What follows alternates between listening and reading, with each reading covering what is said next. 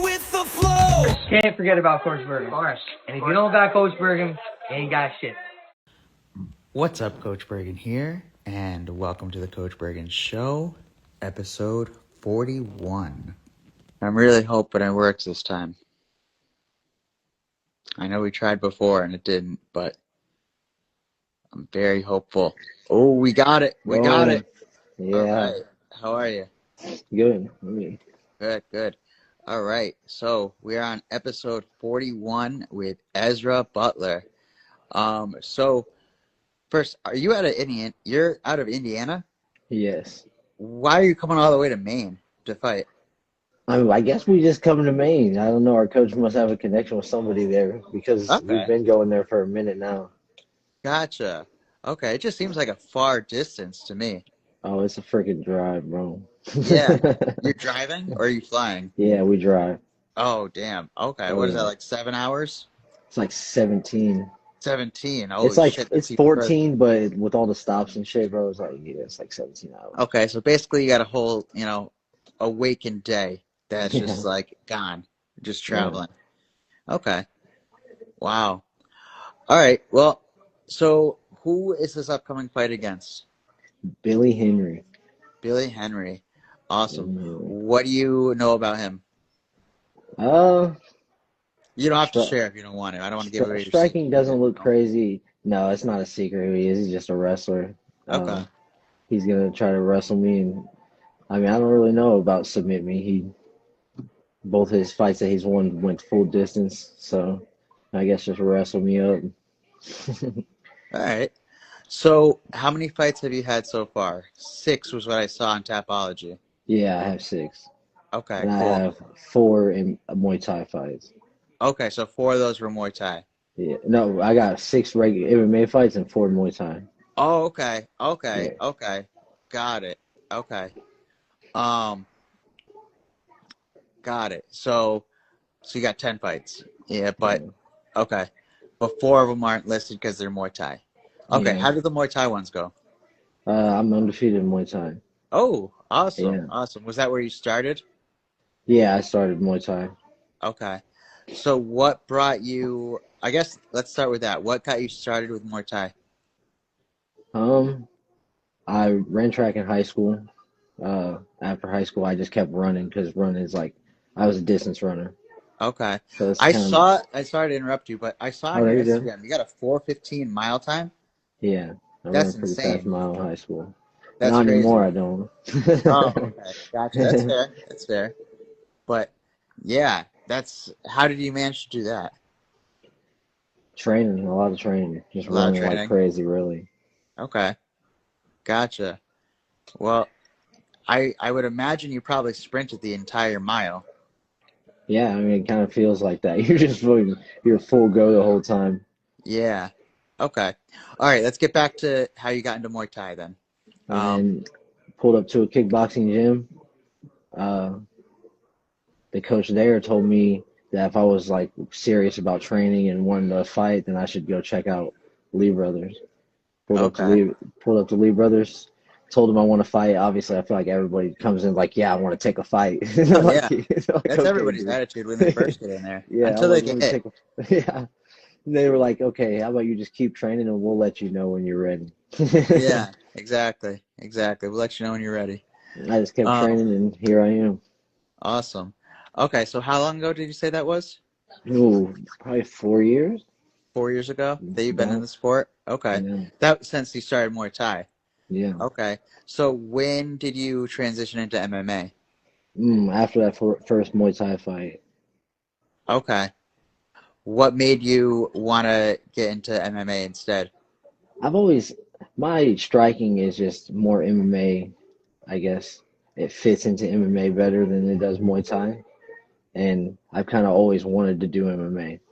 It was just, the ground part was never that fun looking to me, but but the little gloves and the danger of no shin pads, little gloves, you're just, you know what I mean? You're out there and it's everything. And I know I land a clean head kick, somebody's probably going to sleep. For sure. Awesome. All right. What has been your favorite fight so far that you've had? Probably two artist scraps ago, which is the one that I head kicked somebody, and Okay. Put him to that's sleep. one on my Instagram page. Yeah, and Okay. it's like the perfect head kick. He's throwing a punch, and the kick's coming right underneath. Yeah. Let's cut to a clip. Oh, wait. That's a photo, not a video. Here, let's use AI. It looks something like this. The ref stopped him. Don't move! Oh, wait. I found the real video here.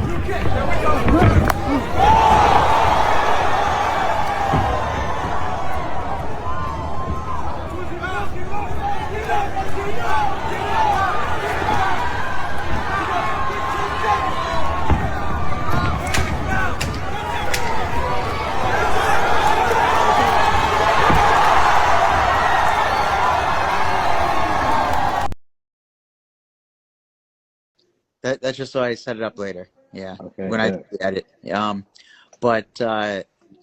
All right. So how did that feel doing it in that moment? Did you predict it that you were gonna head kick him? I felt like I was gonna knock him out, and I was telling like my friends and shit, yeah, I'm gonna head kick this dude.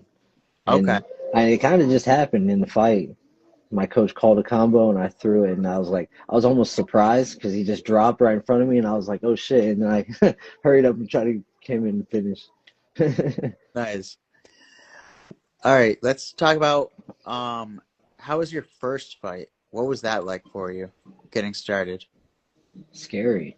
That was like the number one thing is you just never know what's really about to happen. Like I let my kids watch. I have 3 kids, so I Okay. let my kids watch, and I'm like, if I go out here and get fucking knocked out. Oh yeah. So it's just scary, and then the condition. You realize how much condition. Because I mean, I ran like crazy. I run 8 miles every time. Like basically, that's just like my regular, and Okay. that is nothing compared to fighting. Like you fight one round, and you're like, oh my god, you can't feel your arms. It's a lot of You're different like, muscles. yeah, you're wondering if you can make it into the next round. You're like, oh shit, this could be a long fight. Oh yeah. Absolutely. It's almost like going through an obstacle course. Yeah. Or going through, I guess, like circuit training is probably one of the closest things to replicate it, aside from, actually training and just like doing the fighting. But yeah. All right, cool. So do you have any dream fights? Ooh, dream fights? Anybody that you want to fight? Even if they're not current in their career right now, even if they're like no longer, actively fighting, like, is there anybody that's like a known name that you would like to fight? Ooh, I don't know. That's a good one. That's a good question. I mean, obviously there's UFC fighters I have dream fights against, like Demetrius Johnson maybe, which Okay. you gotta give me a little while to catch up. Yeah, no, of course. I mean, didn't he had like 3 titles at once, didn't he? Yeah, Demetrius Johnson was like that. Yeah. He's the GOAT in 125, my eye. 135, and 145? I don't think he ever got to fight TJ Dillashaw for the 135. Oh, damn. He did something though that was like, I don't know. I know he was like a really good pound for pound fighter for sure, but I can't, really name many of his accomplishments if I'm being honest, because I just don't remember. And it seems like that's kind of how the sport is, because it just keeps evolving. It just keeps evolving, and people keep coming in and out of it, and there's always new things to achieve and new things to make happen, and bigger and better fighters to go. Yeah. All right. If you couldn't be a fighter, what would you be doing in your life? Ooh. See, that's a good question. I don't know. Okay. I've always felt like I was meant to be rich, so I'd I like probably that. just trying to get rich. I identify as rich as well. Yeah. I'm not rich, if you look at my bank account, but like I identify as it, Yeah. You gotta manifest. Manifest, exactly. And it'll all happen. Yeah. But, one step at a time. So do you have anything that you work on in the pursuit of that outside of fighting? I mean, I mess around with stocks and stuff. Okay. What Uh, about like cryptocurrency? Do you do that? yeah, I mess with crypto too. I just obviously I haven't made it. I haven't hit big yet, but Yeah, hey, you only need to hit big ones, you know? yeah. Um, yeah, but I've started to invest into ones that will pay like for staking because those like, you just get more for holding it. And I don't know. It at least that way I'm not losing necessarily, even if the value goes down. That's just Right. temporary. I'm going to be continually, accruing and getting more, and I don't gain just off of the price of each one going up, if that makes sense. I gain off of just holding. Hmm. Um, so now, like while you're riding out the, highs and lows and ups and downs, you're still benefiting in the long term. Um, so it kind of limits the risk a little bit, but I don't know. What meme coins are you messing with? Hold on 1 second. I gotta grab a charger. I'm so sorry. Do your thing. Do your thing.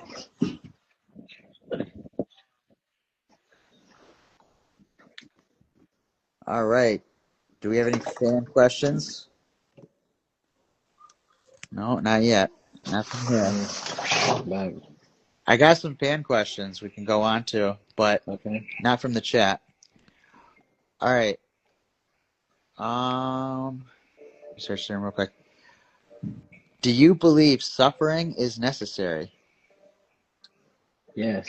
I mean, it's the only way to get to the good things. You gotta Mm, go through the bad. yeah, that's true. Because otherwise, it wouldn't be worth anything. No. You know. All right. When the cage door closes, what do you feel? Honestly, I guess locked in would be the only way to explain. Like I don't really see anybody. I don't see the ref. I've never seen like the ring girls on the between the rounds. I'm just locked in on what's happening. Okay.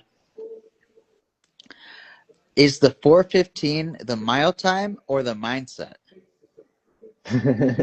Both. Both. Okay. Both. All right. What would you tell your younger self? Slow down or speed up? Ooh.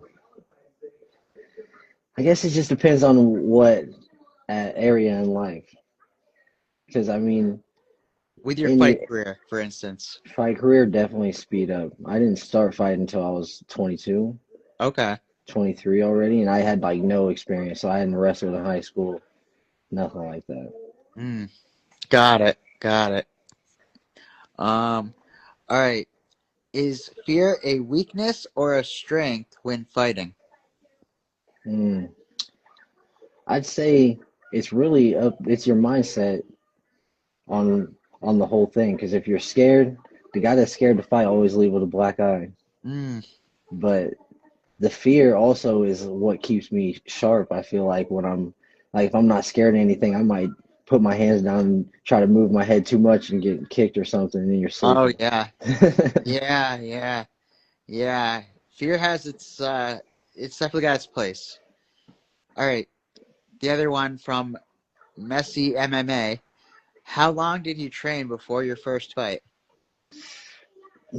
So the first gym I went to, I trained probably 6 or 7 months, and then I came to Libros and trained probably another 8. Okay. What would happen if you stopped proving people wrong? Um, what would happen if I stopped proving people wrong? You stop proving people wrong. Ooh, I don't know. I don't know what would happen. Yeah, I I'm, don't either. I'm yeah, not that's sure if not. that's referring to anything specific to what I don't know. All right. Some of these fan questions are just like, I don't know. They were submitted when we first did the first one. I Oh had yeah. put it up and so I don't know. They're like kind of not relevant necessarily to anything. Um, who do you fight for when it gets hard? My family, my kids. I mean, I have lost, and I mean that's the first thing I thought about when I lost too. Like I got choked, tapped, and I'm like on the ground. And it's like a dream almost because I hadn't lost in a long time. and I had to tell myself like get up, like your kids are watching, your family watching, like you gotta take this on the chin, you know what I mean?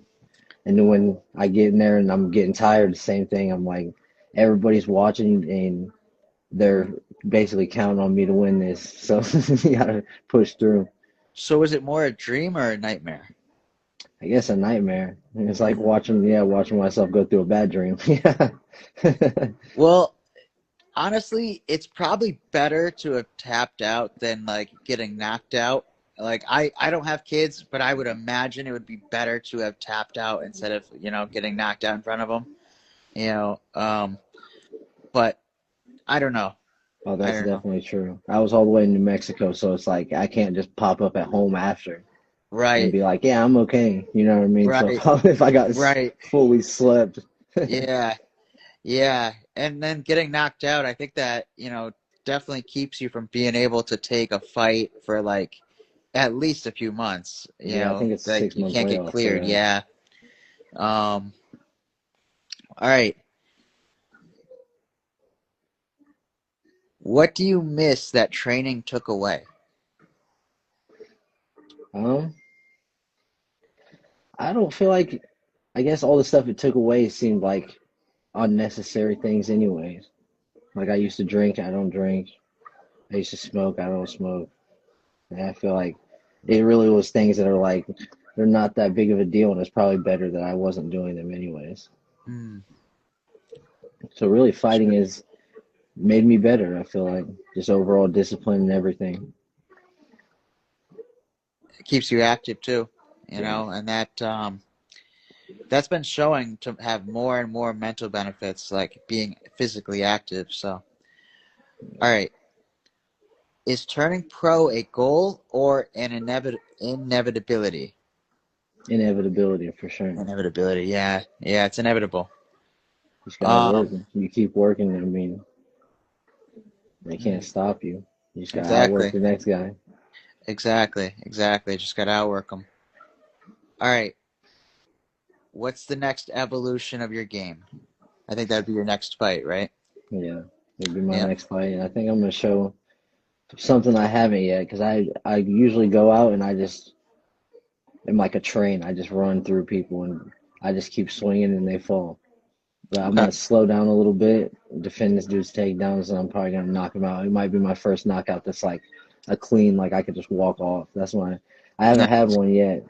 I have four knockouts, three knockouts, and none of them are fully like stone somebody. Yeah. Like Rashad Evans. Yeah. Yeah. Yeah. Um, okay. What round are you predicting? Mm. I'd say second round. He looks like he gets pretty tired, like mid first round.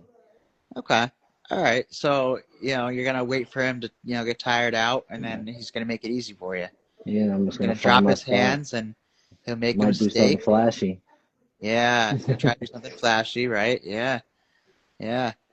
Make it happen. Make it happen. Yeah. I would love for this clip to go viral after, you actually manifest that into reality. Yeah. Um, Put a and spinning heel kick after his. spinning heel kick. Okay. So spinning heel kick in the second round. Got it. Second round. Perfect. And then that'll actually happen, and then people are gonna be like, "Oh my God, he's the next Conor McGregor," and and then you're gonna be in the UFC, and then this podcast is now gonna get millions of fans because they're gonna be like, "It was predicted here first." Coach Bergen Yeah. helped them predict the future, and blah blah blah blah. I don't know, something. I'll find a spin on Yeah. it. Well, I'm I gonna said we'll figure capitalize, that out. But all right. Do you scare treadmills? Yeah, I would say I do. I run max speed on the treadmill, and I'm like sometimes it's just like this is not enough. Really? Yeah. Okay. I always do that for the last half of my mile. Like I'll up the treadmill and then I'll max it for like 200 meters or 400 meters. Have And you it's tried like running on your hands? no, but I'm sure that would help. Like do like a bear crawl on the treadmill. Why not? Yeah, see, that's different right there. That's That's different. literally the first time I've ever thought of it. And I imagine you'd get some weird looks at the gym, but I don't think anybody would tell you you can't do it. Yeah, especially if you're doing it well. Yeah, especially if you're doing it well and not like getting hurt. Right. Right, right, right, right. Um, but yeah, I don't know. I don't know. That might be worth trying. Yeah. All right. Okay, so this one. Are you running from something spiritually? No, I wouldn't Okay. say I am. All right. Do you ever just sit still to scare your nervous system? I guess I'll lay down and I'm do more breathing than anything if I'm trying to control nervous system. I'll do the in through the nose, out through the mouth, and hold the breath. Hmm. That helps a lot. Okay. If cardio were illegal, would you still do it? Yes. Okay. Yeah. Lawbreaker. All right. All right. We got a criminal here. All right. Hopefully, we don't have to use this clip as evidence. Running a criminal run. All right. Do you sweat confidence? I don't know. I'm confident in myself, but I'm not like the post that NEF put up of me Mm, like half talking shit. I was just like speaking what I was really feeling, but I'm not like a talker. I don't like to talk because you go out, you talk all this way leading up to a fight, and then you get slept in 30 seconds, and everybody's like, right. wow. All right. Um, okay. So this one, we might need a little more context. It asks, what changed after your first real setback? But first, I want to know, what was your first real setback? Have you had a Um, setback yet? in fighting, my first fight, I went in there with like little to no jujitsu, and that's it showed. Like the first round went all right. I got on top. I had his back. Didn't know what to do, so I was just kind of on his back punching him. And then the next round, his coach obviously realized like, okay, yeah, this dude is not a jujitsu guy. He took me down, and it was kind of like a hold down. Like I didn't get hit a lot. I just got held down for the 3 rounds, and Okay. then He was probably more of a wrestler. yeah. Okay. Okay. All right. So what changed after that for you? Um, I mean, I guess I locked into the jujitsu or really defensive wrestling more, just so I could let my striking work. Once you defend a couple takedowns and they feel like, okay, I have to at least strike some with this dude. And as soon as they do, then they get knocked out. Okay. All right. Um, when did you stop blaming circumstances? Um, Quite a long time ago, probably when I was still in high school. Uh, I didn't grow up the craziest or the best, but one day my track coach basically told me exactly that. He's like, Ezra, he's like, you're 16, bro, 17. It's time for you to like not worry about what your parents are doing or what these people are doing. It's on you now. And then from there, I kind of just took over my life basically. All right, cool. What did your toughest loss teach you that a win couldn't? Mm. Toughest loss teach me that a win couldn't. I mean, I feel like every loss teaches you way more than any win. Right, But right. Because we don't really learn from our wins. We learn from our losses. Yeah. yeah. So I mean, work harder, I guess, every time. Be smarter about certain things and do things right, and usually you get the right outcome. Mm, exactly. All right. Have you ever won a fight just by refusing to slow down? Yes. Uh, my last Muay Thai fight, in Muay Thai especially, people crumble fast because you can just go and they can't take me down or try to slow the action at all. But the last guy, he was holding them punches. Every time I hit him, he looked like he didn't make that face that people usually make, like the oh shit face. He made a face like I'm gonna hit you back, and we did. I mean, we fought the full 3 rounds, and that was a tough fight. And I just basically that's all I told myself. I was like, I'm already up. I just got to keep going, and eventually drop him in the third round. Nice. Nice. Because he got tired? He got. Yeah, yeah. He started getting tired. Mm, it happens. It's very easy to do. That's why you need cardio. It's too bad You it's know, illegal. Illegal cardio. Yeah. All right. At what point in a fight do your opponents realize that they made a mistake? I feel like that first exchange, like the last dude that I fought, for 8 weeks, the full camp, he would literally put my name in posts saying like, "Oh, I'm gonna knock you out. You're gonna take a sweet nap, this and that." And I don't talk on social media or anything. It's just not me. And Mm, we got in the fight, and as soon as we got in that first exchange, he turned into a wrestler. He okay. realized, okay, yeah, this kid hits kind of hard. Kind of like Conor against Nate Diaz. Yeah, Yeah. you realize Yeah. quick that Just change it's up the not whole what you game think plan. it is. Yeah. Yeah. Damn. All right. Um, do you ever get bored winning? No. No. You don't get tired of winning? Okay. No, there's no feeling like you knock somebody out or you finish a fight and you jump on a cage, you see your friends and family there, coaches and everybody. All right. What scares you more, losing a fight or slowing down? Slowing down. Slowing down? Losing a fight, I mean, I've lost. And I mean, it does suck. But I mean, like you said earlier, it teaches Mm, you what you're missing. And but if you slow down, then that's where you become too complacent, maybe. And yeah. then everybody starts passing you. Even the guys that aren't maybe as skilled or working, they're just outworking you every day. Just by doing the bare minimum. Yeah, You know, they say that literally you can beat 80% of people just by showing up every day. yeah, And it doesn't even matter like what it is, whether it's like learning an instrument or doing MMA or, doing, I don't know, fucking basketball, whatever it may be. Just by showing up every day, you'll be able to beat 80% of people. And you won't necessarily get into the top 5% or top 1% that way, but you'll definitely get into the top 20%. And yeah. that's a huge start. Um, and so, yeah. All right. When you're tired, what lies do you tell yourself to keep going? That the other person's working harder. Mm, I do bike rounds, and I'm like, okay, maybe he did 7 bike rounds. I'm gonna do 8, and then I'm like, what if he did 2 extra, thinking he outworking me? yeah, So he did I'll do 15. 5 extra, 10. I'll Yeah, just keep going. yeah, yeah, that's smart. I like that. I like that. All right, this one just came in. Tell Ezra, David Estrada, Coops, take him.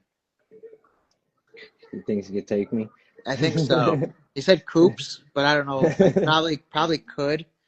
Let's work on the spelling first, and All right. So this is the next one. Be honest. Was the mile time actually 4:20, and you just rounded down spiritually? Yeah, we could say that. All right. Rounded down spiritually. All right. So the next one is also about that mile time. Let's talk about the 4-minute 15-second mile. Who was chasing you? Nobody was chasing me. Honestly, there was somebody in front of me. Somebody Really? faster. Yeah. Oh wow. Okay. Yeah. So what did they get? Like a I was chasing four somebody. ten? I'm pretty sure he was sub fours, really. Oh wow. Yeah. He was a Oh kid that I could never beat. okay. Wow. Yeah. That's like because already a 4-minute 15-second mile time sounds superhuman, you know, and to get less than 4 minutes just sounds like Yeah. unreal, you know. You need a Yeah. car for that, a Even bike now, I at mean, I'm least. 27. It's been a long time since I ran that. Like, I'll push Mm. myself to that, just even under fives. I'm like, I don't even Oh know how yeah, the fuck I did that. I have no clue how I even I did that when I was 18, 17. It's crazy. yeah.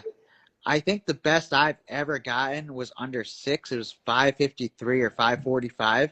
But it definitely wasn't under 5 minutes, you know. Man, And but I don't think I could hit that again. I think that I would probably get about 8 to 10 minutes now in that range because I would jog it out just to push through.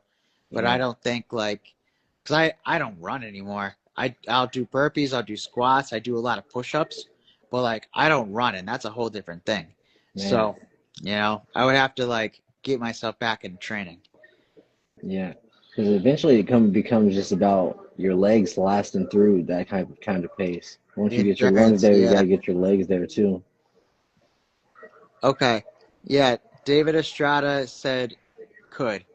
Yeah, he says he could take you, and he said he's your cousin. Tell them sign the contract. All right, sign the contract. You hear it here first on the Coach Bergen show. We're already booking fights. All right, next question. Do you ever feel bad when the other guy realizes round 2 is still happening? I feel, I wouldn't say I feel bad. I feel bad sometimes after the fight because you go and you meet the other person and you're like, oh, he's a cool dude for real, and you have to crush the next person's dream to get to yours. Yeah, yeah, yeah. That's tough. It's tough because you want to like Yeah. them, you know, Yeah, and you have yeah. no reason to hate them.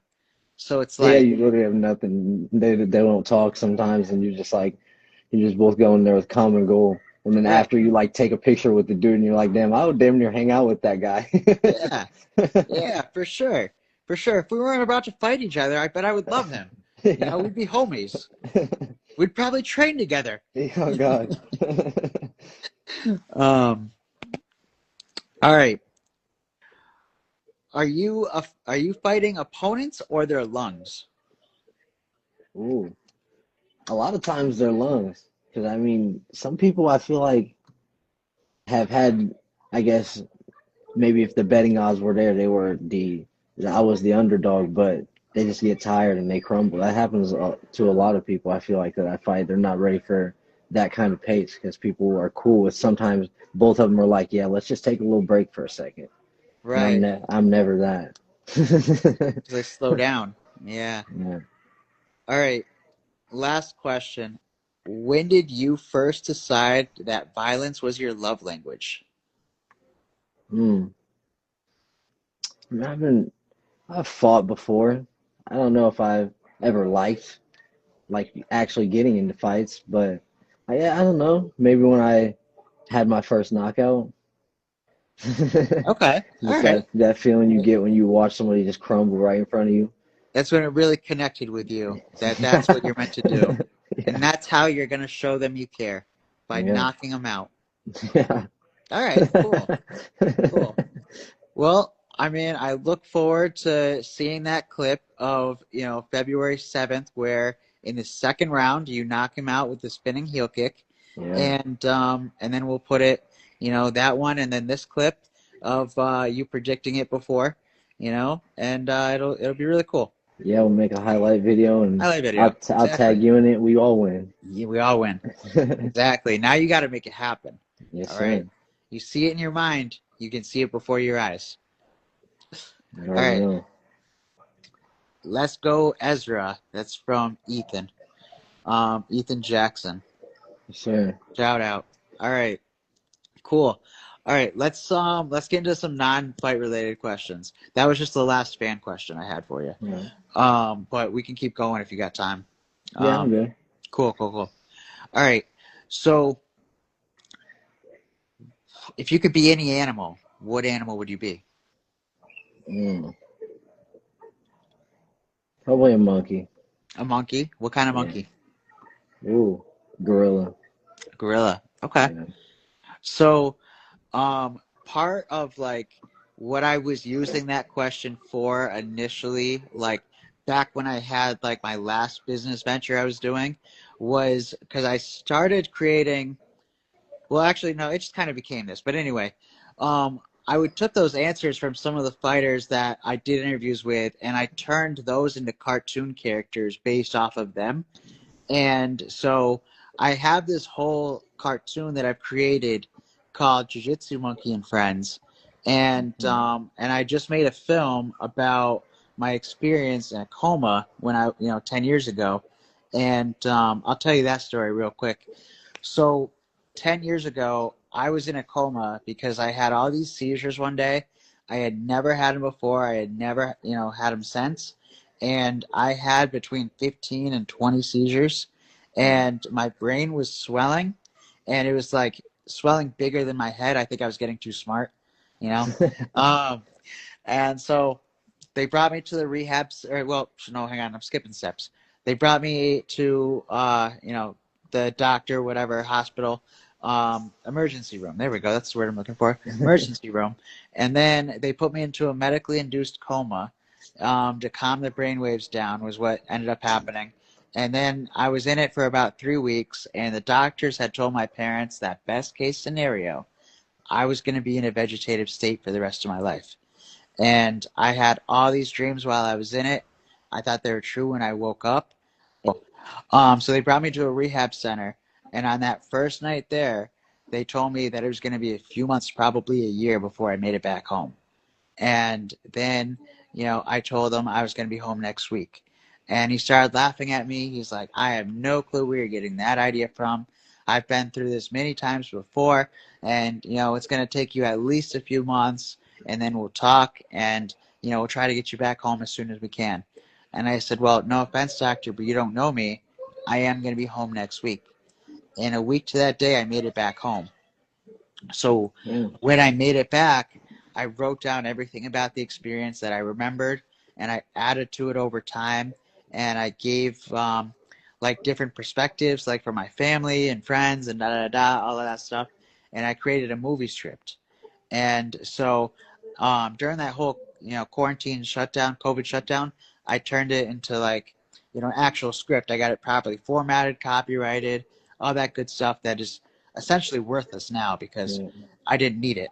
And then what I did earlier this year was I used ChatGPT to rewrite the script to be told through the perspective of my cartoon characters.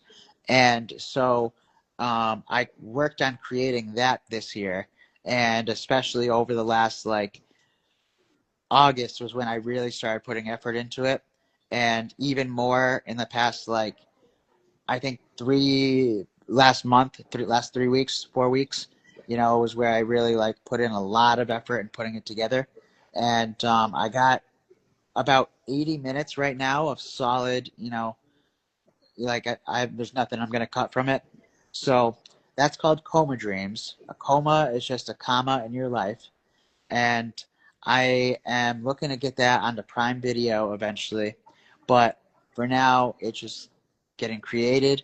And then it's going to go to this other step that I don't quite understand, but it's like a middleman, manager type of thing that would get it onto Prime Video. And then, from there, I can make it, I don't know.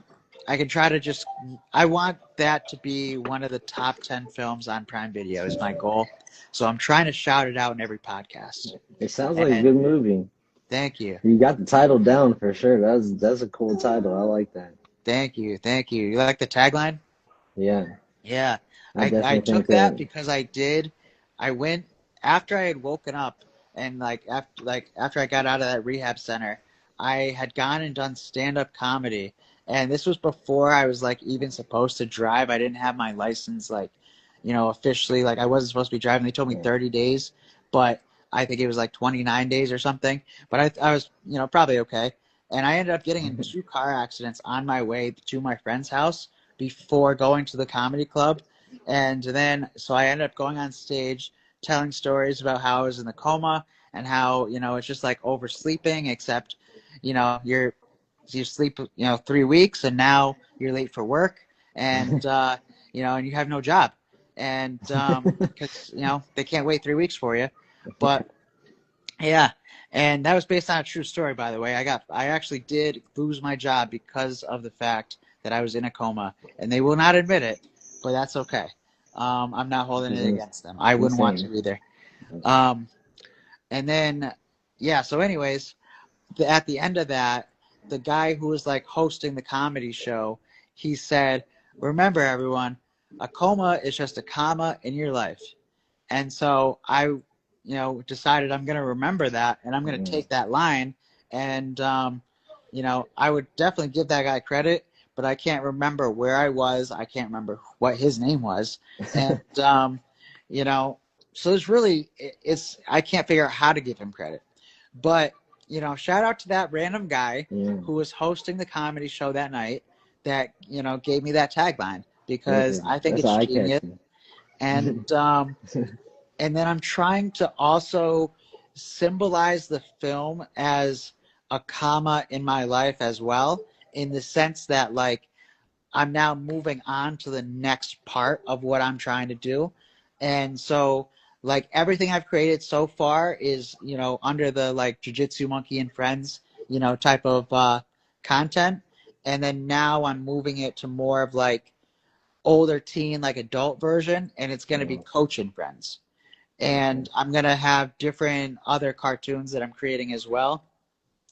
And one of them is called Ketchup and Kyle, and that one's going to be a lot of fun. It's you know, a bottle of ketchup and this wook named Kyle, and they're at music festivals, and they try different hustles to make money.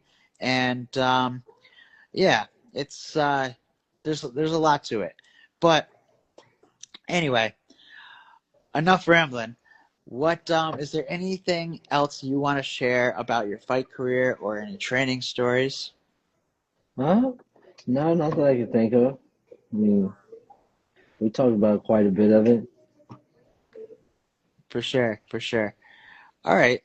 So I guess then we will do another podcast after you get that knockout, and we'll replay the clip. And February 7th in Maine. Where in Maine are you going? Is that Bangor? I think it's Bangor. Bangor. I think that's really the only place in Maine. Yeah. You know, everywhere else is just like very suburb, like rural, like middle of nowhere, you know? Yeah. But yeah, all right. So that's going to be fun. That's going to be fun to see that. And I hope it goes well for you. I know it will go well for you. But I'm hoping you're going to get that second round knockout, because I'm really banking on that clip, because you know, I need something to make me go viral. It would be a fire clip, too. So do it for me, all right? I got you. All right, cool. All right, thank you for making the time today, and we'll talk again soon. All right, thank you. All right, cool. Later. Yeah. Bye.